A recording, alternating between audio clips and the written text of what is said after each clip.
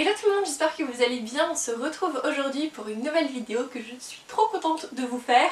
C'est parce qu'aujourd'hui donc je vais vous montrer les livres qui m'intéressent en 2021, qui ont été annoncés. Il y en a juste un je crois qui n'a pas été encore tout à fait annoncé par De Saxu, mais je suis sûre que c'est ce livre. Donc je le mettrai, mais bon vous mettrez en parenthèse tant que De Saxu n'a pas confirmé. Juste avant de commencer la vidéo, je voulais juste m'excuser concernant la luminosité. Chez moi il fait un temps de chien. Je sais pas s'il neige, s'il pleut, mais du coup j'espère juste que la luminosité sera pas trop moche. En tout cas j'espère que cette vidéo vous plaira. Je suis mis mon téléphone parce que j'ai fait les captures d'écran dessus et on commence tout de suite. L'un des premiers livres dont j'ai envie de vous parler, et d'ailleurs il sort très prochainement hein, puisque quand je tourne la vidéo il sort demain, donc il s'agit des Voleurs de fumée de Sally Green qui paraîtra donc le 6 janvier prochain. Cette auteure elle a écrit entre autres la duologie Half-Blood qui avait beaucoup fait parler d'elle quand elle était sortie en français. Personnellement je l'avais jamais lu parce que c'était pas... le résumé m'intéressait pas énormément. Et ce livre là par contre c'est tout l'inverse, lui il m'intéresse beaucoup et la première fois que j'en ai entendu parler c'est sur la chaîne de Lorraine, donc Les mots de l'imaginaire si mes souvenirs sont bons, une chaîne de fantasy que j'aime beaucoup au passage, et elle en avait tellement bien parlé et elle avait tellement apprécié cette lecture que je me l'étais notée et j'avais été assez contente de savoir qu'il serait traduit en français. Pour ce qui est d'un résumé, je vous avoue que j'en sais pas trop, même le résumé que j'ai trouvé sur Booknode ne laisse pas vraiment trop savoir à quoi s'attendre. Je sais juste qu'on va suivre différents personnages qui vont être intimement liés alors qu'ils ne se connaissent pas, et sûrement qu'il va y avoir une quête, et voilà, c'est à peu près tout ce que je sais, mais la couverture me tente.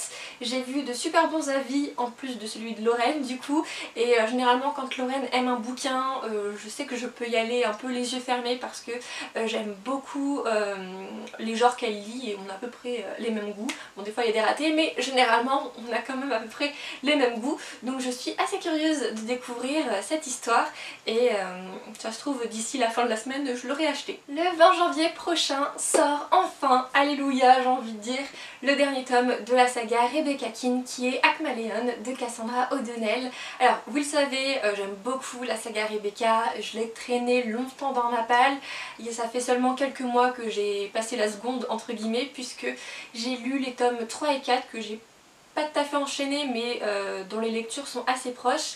Là j'ai récemment commandé le tome 5 que je compte lire une fois que je l'aurai reçu parce que j'aime d'amour cette saga d'Urban Fantasy Beat Lit et je sais pas pourquoi j'ai mis autant de temps avant de poursuivre cette saga.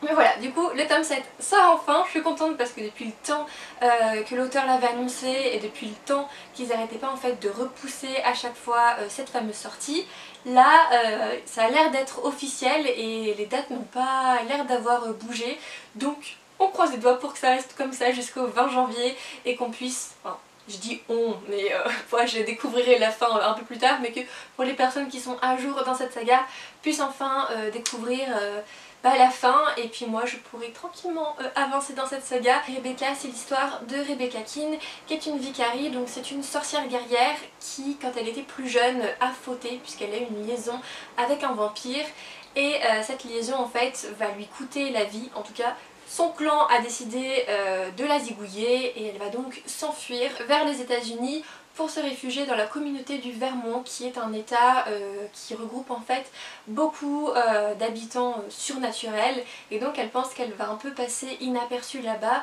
sauf que pas du tout. Forcément si elle était passée incognito ça aurait été beaucoup trop facile, on est d'accord, et puis il n'y aurait pas eu d'histoire. En fait elle va être repérée par les différents chefs de clan qui vont lui proposer de devenir leur Asheim. Donc les Asheim c'est un peu comme je vous l'avais déjà dit des comment ça s'appelle, médiateur, voilà, chercher le mot, et c'est le matin, il n'est même pas 10 h, faut le temps que mes neurones se connectent, donc elle va devenir une médiatrice plus ou moins, mais pour créatures surnaturelles, c'est-à-dire que c'est elle qui est amenée à faire respecter la loi, et si en fait il y a des créatures qui viennent sur le territoire et qui ne sont pas autorisées, elle doit les zigouiller. S'il y a des différends au sein des clans, c'est elle qui doit intervenir. Enfin, elle a un petit peu le sale boulot quoi. Et on va donc suivre son histoire. Et franchement, j'aime beaucoup. Si vous adorez tout ce qui est saga d'Urban Fantasy Beat Lit, n'hésitez vraiment pas à checker les Rebecca King parce que c'est vraiment super sympa à lire. On part maintenant sur février, et en février, le 4 pour être précise, sort un nouveau roman de Colleen Hoover, genre mon auteur favorites, hein, je pense que vous le savez, avec Jennifer Armentrout. Elles sont toutes les deux au même niveau. Et donc elle sort, enfin plutôt Hugo Roman sort Regretting You. Alors je sais pas du tout de quoi il parle ce livre, je crois que c'est l'histoire d'une mère et d'une fille.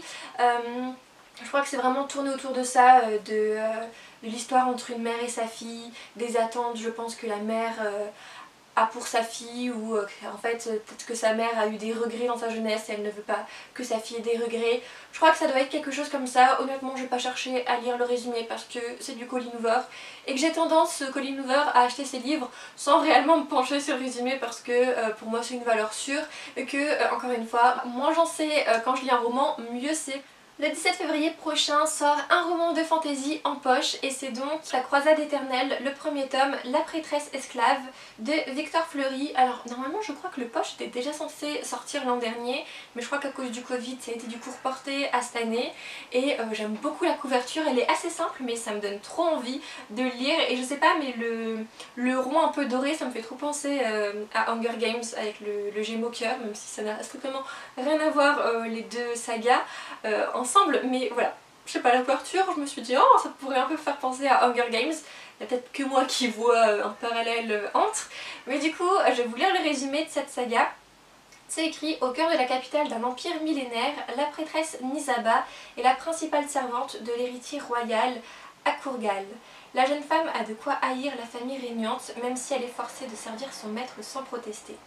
Or celui-ci est réputé pour sa décadence, utilisant sans mesure ses oblats, des esclaves sacrés dont il s'est approprié le sens grâce à ses pouvoirs mystiques. Ces derniers sont contraints de partager ses sensations, douleurs, plaisirs, mémoire et plus encore. Mais quand Akurgal décide de partir en croisade aux confins de l'Empire, Nisaba se voit obligée de le suivre en laissant son propre fils derrière elle. Alors que secrets et complots semblent se multiplier dans l'entourage de son maître, la prêtresse esclave parviendra-t-elle à le protéger et à sauver l'Empire tout entier de la ruine? Voilà, c'est... je sais pas, moi ça me tentait plutôt bien, donc je me suis dit pourquoi pas, et j'espère du coup ne pas être trop déçue. J'ai pas vu énormément d'avis concernant cette saga, donc je suis assez curieuse de la découvrir, et puis j'espère que ça me plaira si je craque. On passe ensuite à une sortie des éditions de Saxu, et pour le moment c'est prévu pour le 24 février, à voir si ça change ou pas, mais c'est Seasons of the Storm de El Cosimano.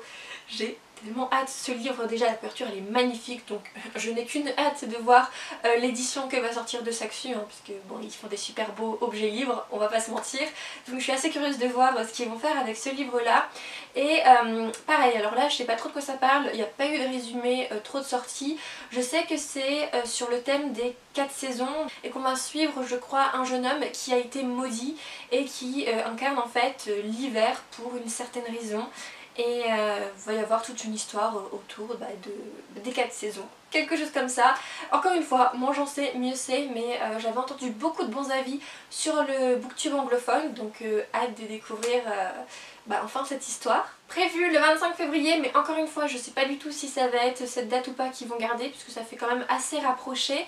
Et toujours donc aux éditions de Saxu, un livre qui me tentait depuis Perpète la Galette, c'est de la fantaisie orientale adulte me semble-t-il, il me semble que c'est bien pour les adultes, et c'est donc City of Brass de S.A. Chakrabarty. Non, attendez. Chakraborty, oui c'est bon. Et en français c'est renommé donc La Cité de Laiton, c'est le premier tome d'une trilogie qui s'intitule Dive Bad Trilogy. Et j'ai trop hâte. Déjà la couverture elle est magnifique, c'est de la fantaisie orientale, vous savez que j'adore ça, même si j'en lis pas énormément parce que il n'y a pas beaucoup de romans de fantaisie orientale clairement sur le marché du livre chez nous, mais pareil, je sais pas trop de quoi ça parle, je veux pas savoir trop de quoi ça parle. Tu m'as juste dit fantaisie orientale, j'ai retenu ça et je n'ai qu'une hâte, c'est de l'acheter. Lui de sûr, je pense que dès qu'on peut le précommander, je le précommanderai parce que ça fait des années que j'ai envie de le lire, mais comme c'est de la fantaisie adulte, j'avais toujours un peu peur de me dire est-ce que tu le lis en anglais, est-ce que tu vas tout saisir ou pas. Voilà, la question se pose plus, puisque du coup De Saxu va traduire le premier tome et j'ai trop hâte. Je vais le dire 5000 fois dans cette vidéo, mais en même temps je vous parle de livres qui me tentent, donc évidemment que j'ai trop hâte de les lire. On passe au mois de mars avec la première sortie qui me tente du turfu, c'est donc le tome 3 de Origine qui est La Nuit scintillante de Jennifer L. Armentrout. Vous savez que j'ai un gros coup de cœur pour la saga Lux et j'ai aussi un gros coup de cœur pour sa saga spin-off qui est donc Origin, où on suit l'histoire de Luke et Ellie. Ellie? Oula, j'en doute sur le prénom de la fille. Evie, pardon, oh j'y étais presque, j'avais le début.